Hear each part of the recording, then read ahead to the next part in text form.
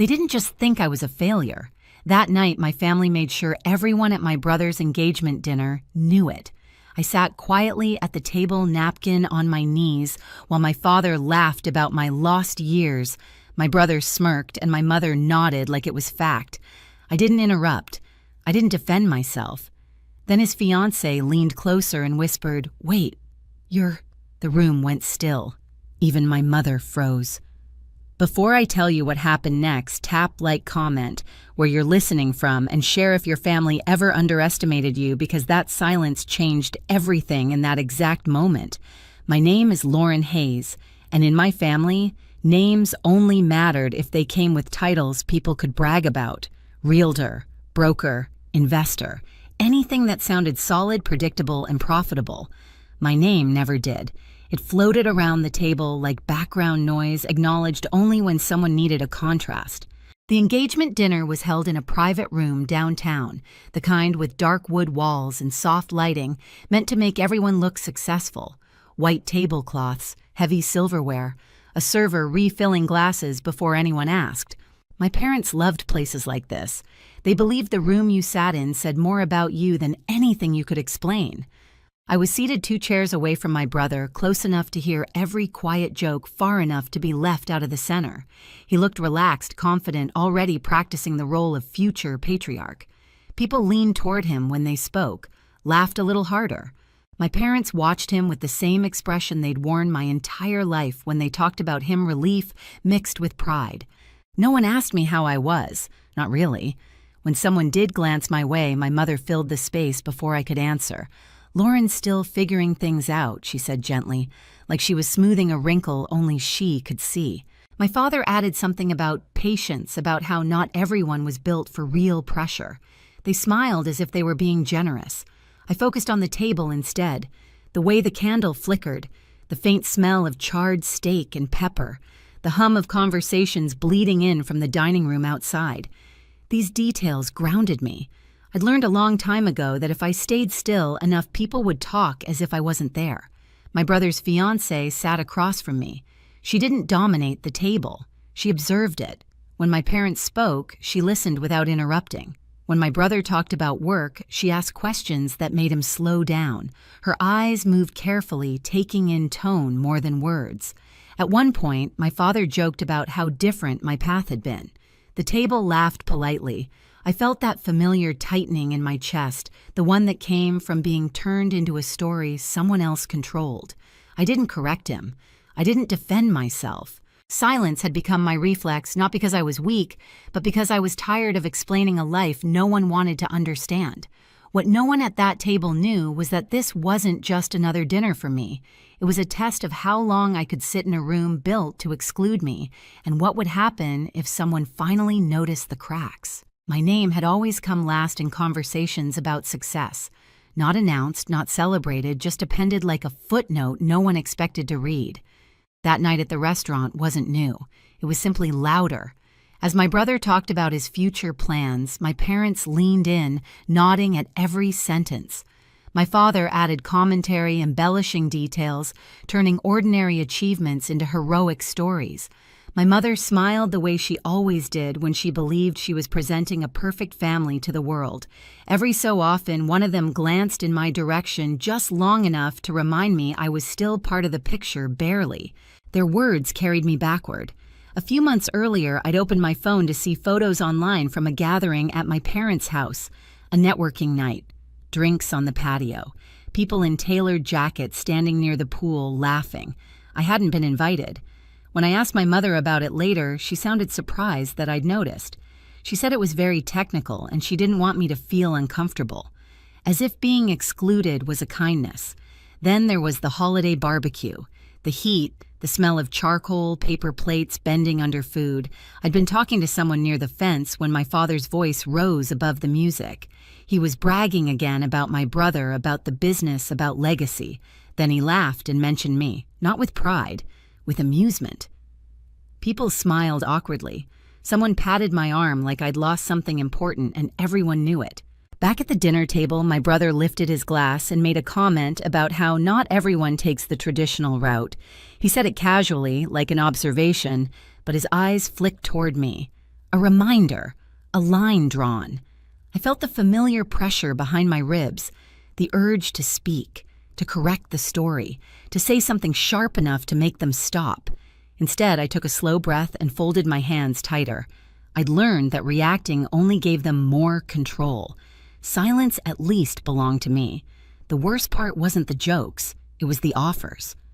My brother once called me before the engagement, dinner voice soft concerned. He asked if I needed help buying something appropriate to wear, said he didn't want me to feel embarrassed. The implication was clear. I was the problem that needed managing. At the table, my mother leaned toward my brother's fiancé and spoke about my future like it was an unresolved inconvenience. She talked about stability, about how someone might take care of me one day. Her hand rested on my shoulder, light but possessive. That was the moment something shifted. I didn't look up right away. I focused on the sound of my heartbeat, steady and controlled. All those nights working alone, all the calls I couldn't talk about, all the decisions I'd made without anyone's approval. They thought my quiet meant uncertainty. They thought my patience meant dependence. Across the table, my brother's fiancée was no longer smiling. She was watching, really watching. And for the first time that night, I had the unmistakable sense that the story they'd been telling about me was about to run out of room. I didn't flinch when my mother's hand stayed on my shoulder a second too long. I didn't look at my brother when he nodded like the matter of my future had been neatly resolved. Outwardly, I stayed exactly the same, calm, still agreeable. Inside, something finally settled into place. The truth was, my life had never been as uncertain as they believed. It just didn't look like theirs. While my parents hosted dinners and talked loudly about growth and reputation, my days ran on a different clock. Early mornings blurred into nights. My apartment stayed quiet except for the low hum of my laptop fan and the occasional buzz of a call coming in from a different time zone. I learned to measure progress in small confirmations, signed documents, cleared payments, short messages that said we're moving forward. There was no applause, no audience, just momentum. I never talked about it, not because I was ashamed, but because I couldn't. The work demanded silence. Agreements were still fragile. One loose word could undo months of preparation. So when my family offered help money advice, I smiled and declined. Letting them underestimate me was safer than correcting them. That night at the restaurant, as conversation flowed around me, I realized how deeply they'd mistaken restraint for weakness. They saw my rented apartment as proof I'd failed. They saw my simple clothes as surrender. They didn't see the discipline it took to live quietly while building something that couldn't afford distractions. My brother leaned back in his chair, satisfied. My father ordered another round. My mother talked about future holidays, already planning who would sit where. They were comfortable, certain. I felt the shift before anything was said. Across the table, my brother's fiancée had stopped engaging with the family's stories. Her gaze returned to me again and again, thoughtful, focused. She wasn't listening to the words anymore. She was watching the pauses, the moments when I chose not to speak, the way I didn't rush to defend myself. I'd seen that look before on calls where people realized they'd made the wrong assumptions. For the first time all evening, I let myself breathe a little deeper. Not because I expected rescue, not because I needed validation, but because I understood something they didn't control doesn't always announce itself. Sometimes it waits. The dinner continued, but the balance had already changed. My parents were still talking, still performing. My brother was still confident, yet there was a growing tension beneath the surface, like a quiet wire pulled too tight. I stayed seated. I stayed silent. Not because I had nowhere else to be, but because I knew exactly when it would matter to stand up. The server returned with another round of drinks, setting the glasses down carefully, unaware that the air at the table had shifted. My father raised his glass first, eager to regain control of the room. To family, he said, smiling wide, and to new beginnings. Everyone echoed him, except me. I lifted my glass a second later, just enough not to stand out. I'd learned how to survive moments like this by staying half a beat behind. My brother launched into another story about his plans, bigger house, bigger responsibilities, bigger future. He spoke with the confidence of someone who had never been questioned. My parents filled in the gaps for him, interrupting each other, polishing every sentence until it gleamed. And Lauren, My father added suddenly, waving his hand in my direction like he'd remembered a detail late. Well, she's always been independent. The pause before that word was deliberate. My mother laughed softly. She likes doing things her own way, she said, the way people talk about stubborn habits they hope will pass. We just want her to be secure. You know how hard the world is. I felt the familiar tightening in my chest, the reflex to shrink. I kept my eyes on the table, the grain of the wood, a faint scratch near my plate. Anything solid? Across from me, my brother's fiancée didn't look away. She tilted her head slightly, studying me as if a thought had just clicked into place. Then she asked calmly, "Lauren, what exactly do you do?" The question landed differently than the others. It wasn't casual, it wasn't polite filler, it was direct. Before I could answer, my brother chuckled. "It's complicated," he said quickly. "Some tech thing. She's been experimenting." My father nodded, relieved to take over. Lots of people try those kinds of things. It's a tough space. I felt heat rise in my neck. Still, I said nothing. The fiancé didn't smile. "What kind of platform?" she asked, eyes still on me. The table went quiet in a way that felt unfamiliar. My parents shifted. My brother cleared his throat. "She's modest," my mother said, touching my arm again. "She doesn't like to talk about it." That was when the fiancé leaned in, slightly lowering her voice, not enough to be secret, but enough to change the tone. "Is it logistics related?" she asked me. I looked up for the first time in minutes.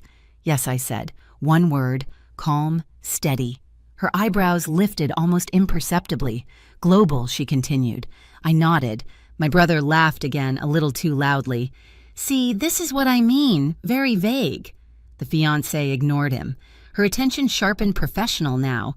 "Supply chain optimization?" I felt my pulse slow. "Yes." The silence thickened. She exhaled slowly, eyes never leaving mine. Then she murmured, just loud enough for the table to hear, "Wait, you're—" She stopped herself mid-sentence. The effect was immediate. Conversation died. Glasses paused halfway to mouths. Even the server a few tables away seemed to hesitate. It felt like the entire room had taken one breath and forgotten how to release it. My father frowned. "What is it?" he asked, irritation creeping in. The fiancée straightened in her chair. "Lauren Hayes," she said carefully. "You're the founder, aren't you?" No one spoke. I met her gaze and gave a small nod. The sound my brother made wasn't quite a laugh and wasn't quite a gasp. Founder of what he demanded. She didn't answer him. She reached into her bag instead and pulled out her phone, tapping the screen with practiced ease. When she turned it around, the headline filled the space between us. An article. Industry-focused. No photos of me, just analysis, numbers, quotes from investors praising a founder who preferred to stay out of the spotlight. She slid the phone toward the center of the table. This, she said evenly, is one of the most closely watched platforms in the sector right now. Quiet launch, strong early traction, international reach. My father leaned forward, squinting. My mother's smile had vanished completely. "We've been trying to get a meeting for months," the fiancé continued. "No press, no interviews, just results." My brother shook his head. "That's not—" He stopped when he realized no one was listening. She looked at him, then finally. "You said you wanted me to meet visionaries," she said. Her voice wasn't sharp. It was worse. It was controlled. I didn't expect one to be sitting across from me. The room stayed frozen. My mother's hand slid off my shoulder like it had burned her. Her mouth opened, then closed. She tried again, but no words came out. My father straightened, color draining from his face. "Why didn't you tell us?" he asked. The edge in his voice dulled by confusion. I didn't answer right away. I picked up my glass, took a small sip, and set it down carefully. "You never asked," I said. My brother stood abruptly, chair scraping against the floor. "This is ridiculous," he snapped. "If this was true, we would have known." The fiancé's eyes flicked back to her phone. "The whole point was that you didn't," she said. Something in my brother's expression cracked. Not anger, fear. Around us, the restaurant noise slowly crept back, but our table remained isolated like we were encased in glass. People were staring now, whispering. I felt oddly detached, calm in a way I hadn't expected. I didn't hide it to prove anything. I said, my voice steady. I hid it because I didn't need approval. My father swallowed. My mother stared at the tablecloth, fingers clenched tight. I stood smoothing my napkin before placing it beside my plate. The movement felt ceremonial final. "I should go," I said, glancing at the fiancé. "It was nice to meet you." She nodded once, respect clear in her expression. I didn't look at my family again. I didn't need to. As I walked out of the private room, the silence followed me. Not the familiar silence of dismissal. This one was heavy, uncomfortable, earned. Behind me, no one spoke. And for the first time in my life, that silence felt like justice. I didn't rush when I left the restaurant. The night air felt cooler than it should have, brushing against my skin like a reset.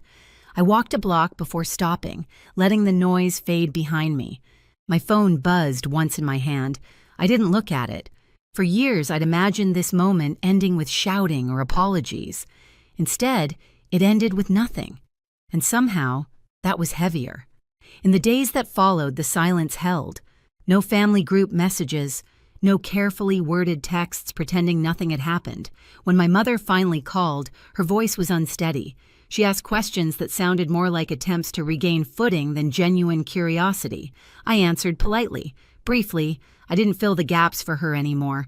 My brother never reached out. I heard through someone else that the engagement dinner became awkward in retellings, the story edited to protect pride. I let it be rewritten. I didn't need credit. I needed distance. What surprised me most was how light everything felt once I stopped carrying their expectations. My work continued. Calls, decisions, progress. Nothing had changed there. What changed was the quiet inside me, the constant bracing, the urge to prove something to people who had already decided who I was. I realized then that resolution doesn't always look like reconciliation. Sometimes it looks like clarity, like knowing where you end and where other people's opinions begin. I didn't lose my family that night. I lost the version of myself that kept shrinking to fit into their stream. And I didn't miss her at all. I used to think being accepted by my family would finally make me feel whole. Now I know that understanding myself mattered more than earning a seat at their table. That night didn't change who I was, it revealed it. If you've ever been underestimated by the people who were supposed to see you best, you're not alone. Share where you're listening from and tell me what helped you stand your ground. And if stories like this matter to you, subscribe so you don't miss the next one.